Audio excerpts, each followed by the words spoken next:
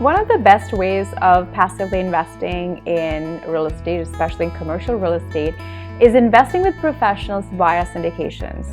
This is the best way to invest if you want to invest in a single deal at a time and choose the sponsor based on a deal-by-deal basis. Now, let's find out some of the pros and cons of investing in a syndication.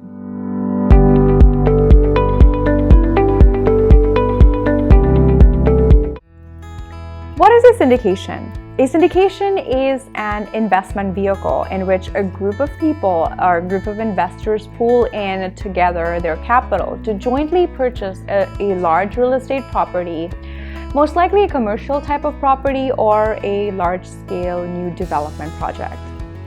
Unlike a fund or REIT, syndications are deal-specific funds.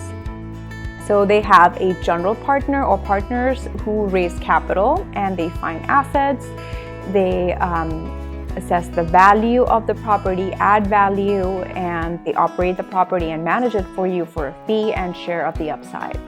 And they have a limited partner or partners. On the other hand, these are passive investors like you in the fund, and they are the main source for the capital. Now, syndications are usually deal-by-deal basis, and the general partners or sponsors first identify a particular asset, they put them under contract, and then they go out to raise the money needed for acquiring that property based on the specific asset and their projections, based on that deal. Now, more on how syndications are structured and how they work in detail in another video, but let's now look at some of the pros and cons of investing in real estate syndications. So what are some of the pros? Number one, choice. Most of the syndications are deal-by-deal basis, and the team that's working on that specific deal is chosen based on the expertise in that market and the property under acquisition. So it is more personalized, and you have the power to select which deal you want to invest in and also what team you want to work with.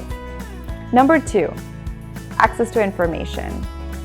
You have direct access to the general partners who are sponsoring the deal for any questions or concerns. So since you are investing on a deal-by-deal basis, you might be able to get more information and detailed updates on the project, and you are just not relying on information and performance that's posted on their website or their marketing material.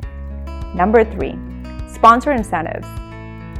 Most of the times, general partners or sponsors of the deal have skin in the game, which means that they put their own money in the deal to get the ball rolling. Now, these sponsors are also incentivized to perform not only just by the fees, but the upside of the deal. So, better the deal performs, the more they can make from the portion of the cash flow as well as the equity through exit. Number four, better price and terms. Of course, syndications are worthwhile for the sponsors if they are really large deals. So larger the deal, the more the money invested, and because of that, syndications have more negotiation power while purchasing in terms of the purchase price and terms. Number five, scale. Unlike in single-family or smaller properties, syndications that invest in larger commercial properties, you get to take advantage of interest-only loans and higher cash flow, better expense ratio, lower property management fees or for large properties, which you don't get to experience in smaller properties. Of course, the risk is divided among all the investors who are pooling in money, and everybody gets to enjoy the upside. Number six, expertise.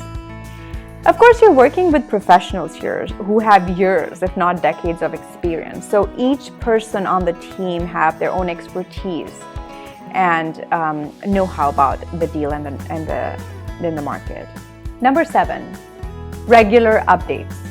Now, as a passive investor, your syndicator team will keep you abreast of all the updates of the project and of course your returns, either quarterly or monthly or half yearly. So this gives you a lot of transparency on how things are being operated and where things are in terms of the expected schedule. Number 8, Tax benefits.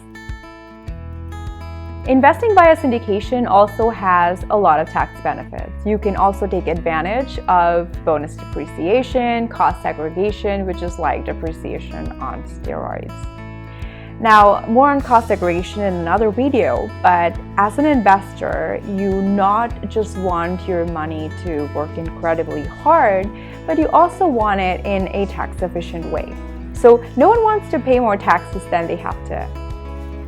And cost savings from various tax benefits will get passed on to the limited partners. So both the income earned from the investment and the depreciation write-offs will be captured on an investor's K-1 come tax time.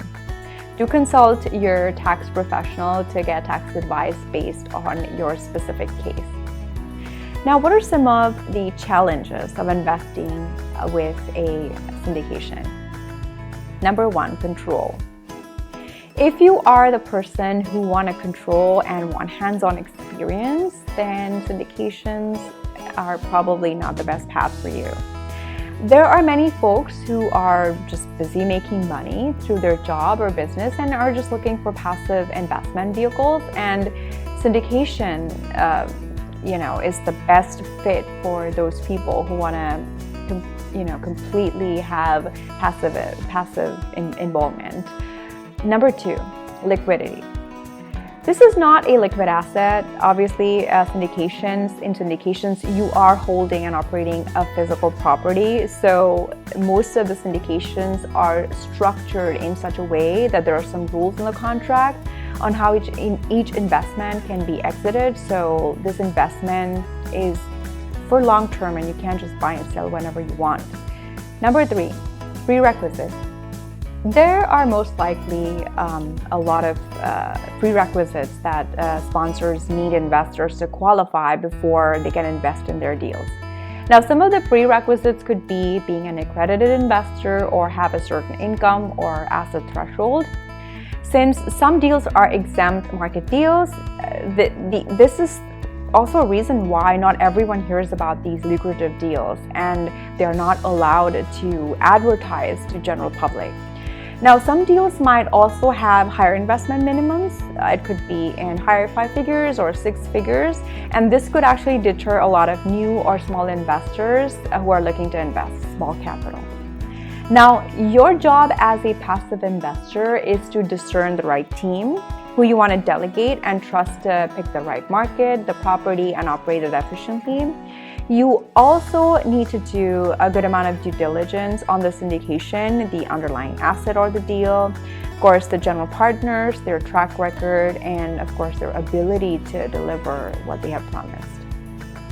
Watch out for my next series of videos explaining the different ways of investing in real estate in detail.